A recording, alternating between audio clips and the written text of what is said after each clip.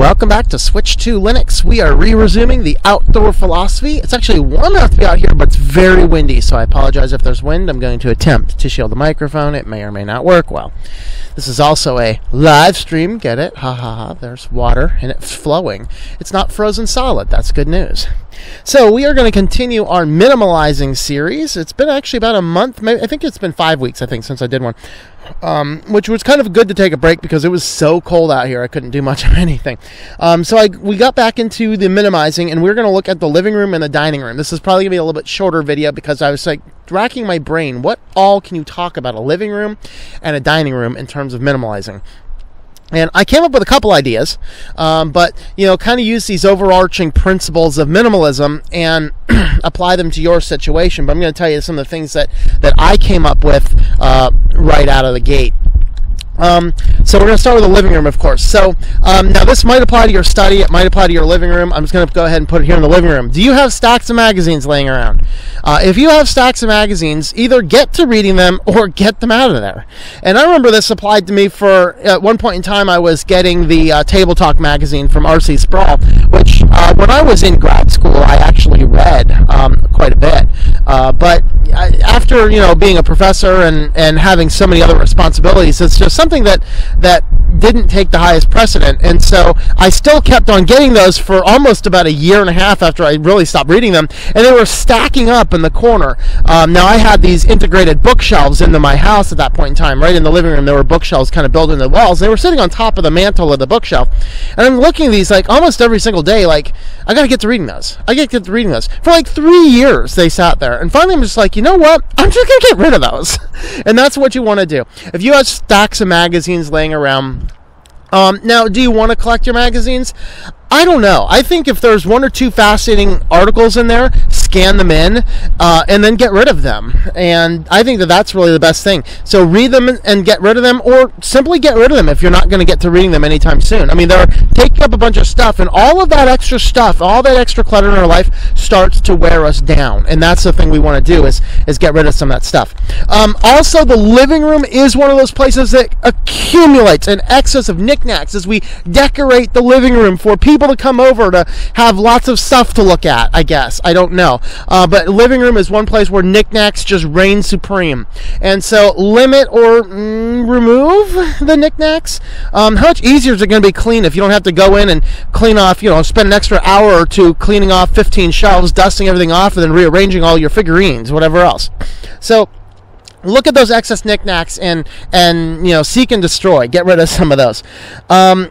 Now, this is a place that could be your living room. It might be a foyer. It might be a kitchen. It might be whatever. But everyone seems to have a place in their house where stuff just piles up. You walk in the door with a bunch of things and it just, all right. So let me tell you how I handle that. First, where do your keys go? Blah. Well, I end up hanging some key rings. I have a key ring, a hat rack, and I actually hang my coat on the back of the doorknob. I don't worry about any of that. And I have a little foyer closet right inside the house. So I use those kind of things. But it's, have a key rack there to put your keys there. And then I have coming into the house, there's a little mantle thing that goes in there, and I have a little basket there that can take a few things. But for the most part, if you have a place where stuff just gets dropped off, examine that and ask yourself some questions about what is here, why is it here, and is there a better place for it? And who knows?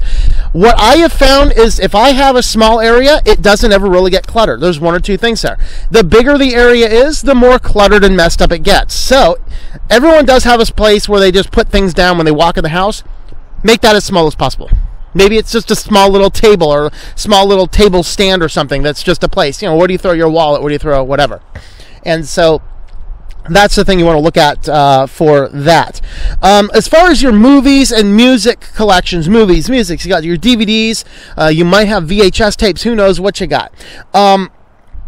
First, go through this collection, and if there's things there that just don't interest you at all anymore, our tastes change over the years. We go through some changes. We maybe have watched a movie so many times we will never watch it again.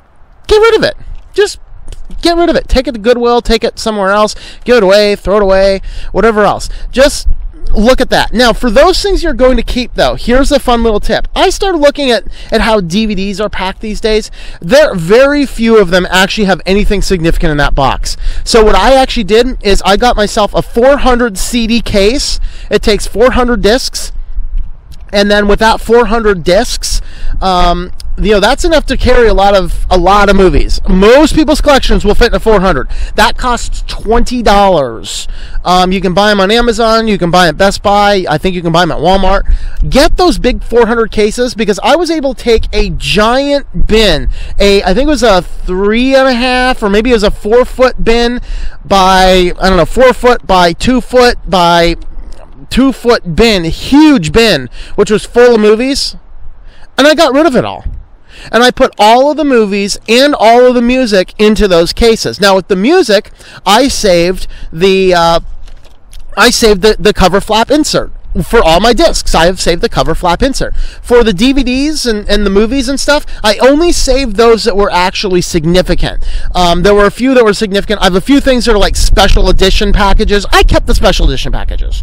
Like, I actually have the back in 2002, whoever it was it Lucasfilm? No, it's not Lucas. Spielberg's films, whatever, did a 20th year anniversary edition of E.T., which came with the original theatrical release and that kind of lame computer digitally remastered update with a few extra scenes. That's actually a fairly special case, and I saved that. I saved the case that came with Pink Floyd The Wall, because that was cool. And also, I have the original release of Pulse from Pink Floyd. That's on CD. So if you don't remember, the original release of Pulse actually had a little battery pack and an LED light, and the thing would beep at you. Beep, beep, beep. I saved those types of things because they were very significant. Everything else, though, standard cases, save the little insert, throw the cases away. I end up getting it ended up being something like 60 or 70 pounds of excess cases just by condensing everything down into 2 little 400 disc cases I can easily carry. And so that is one of those things you want to do. Get rid of the old movies and music you don't utilize anymore, and then get rid of all the cases for those you're going to keep around, because you can keep hundreds of movies just inside those little cases. And of course, my collection's small. I think I said most people's would fit into that. And buy 2. That's $40 to get rid of over 100 pounds of excess crap. Now, there's a downside in all this. Recycling those is hard. I'd encourage you to look into it, but frankly, it's just too hard. I'm just like, you know what? I accumulate about a third of the waste of anyone else in this place. I felt no guilt about tossing them in the dumpster, because I am not going to mail 70 pounds of plastic to some other place to recycle them. No thank you. I'm just going to pitch them. So that's kind of what I came up with the living room. For the dining room, lots of people are going to their dining rooms, and this is an observation I've seen going back to high school. Going to people's dining rooms and stacks and stacks and stacks and stacks and stacks and stacks and stacks and stacks of papers. Why? They're wearing you down. Now, if these are papers that you need to deal with, get a filing system and put things in a nice filing system. Get rid of those extra papers. If there are things you need to keep around, scan them in digitally. Make sure you have good redundant backup copies of those things digitally, and get rid of it all. So those are some of those things that you want to do.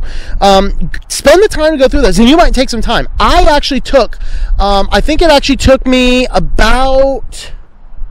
It took me about 2 or 3 months to go through all of the backlog of taxes that I had, just tax records. But that in and of itself, I scanned everything in. I shredded all the documents. I think that was about 500 pounds of crap I got rid of. Scanned it digitally. It was papers I wanted to keep a track of. I mean, and technically, some of them are so old I could have easily gotten rid of them. But I'm a guy, I want to go back. I want to see those pay stubs for my first job. And I still have them. Now, I have them digitally now. I had them a couple months ago. I still physically had them. I got rid of all that stuff. I got through all those papers I wanted to keep, and I just figured out what was important, scanned what was important, took photos of what was important, and I shredded the rest. And that is the things that we want to do. Make sure you get a filing system in place so that you don't have stacks of stuff everywhere. And but I've seen that so many places. Dishes in China. Dave Ramsey jokes about this on Financial Peace University. He's like, men don't understand dishes we never use, and they certainly don't understand a $2,000 cabinet to put them in. Breathe hard, but this is the definition of excess. I'm not saying get rid of all of your fancy china. What I'm saying is figure out the things that you don't use and get rid of those things that you don't use. You don't need to keep lots and lots of cases for decorative dishes laying around. What is your house a museum? I mean, that's the thing. So get rid of all those excess dishes, and also came up with placemats. If you got like 15 sets of placemats for different things, then consider getting rid of some of those placemat sets. You know, keep 2 or 3 sets, maybe 1 or 2 sets, maybe 2 or 3, I'd say, in case, you know, some get dirty or whatever else, or if you have an extended party, you want to pull out a few extra placemats that, you know, a few things that don't match. That's all right too. But just if you got just hundreds and hundreds of sets of placemats, get rid of some of those sets. Take them to Goodwill. Take them somewhere else. Just cut the things out of your life. Trust me that you will feel a whole lot better when you get a lot of the excess stuff out of your life. That's just kind of the way it goes. So I think that's what I have to say. That was a longer video than I thought it was going to be. 11 minutes. It's not bad. All right. So thanks for watching this Switch to Linux. If you'd like to help support what we're doing here, check out switchtolinux.com/support. I am on Patreon, patreon.com/Tom M. And you can learn about the various ways to help support me over at those places. So thanks for watching. I hope that you enjoy cutting back the junk in your life and switching to Linux.